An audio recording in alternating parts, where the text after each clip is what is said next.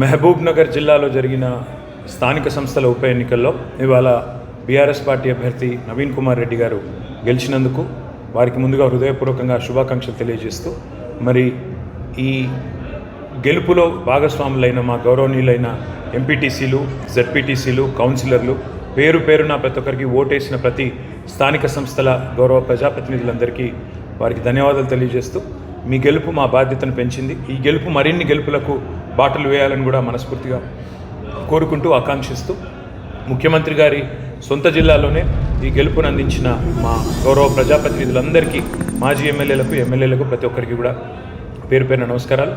నవీన్ కుమార్ రెడ్డి గారికి ప్రత్యేకంగా శుభాకాంక్షలు.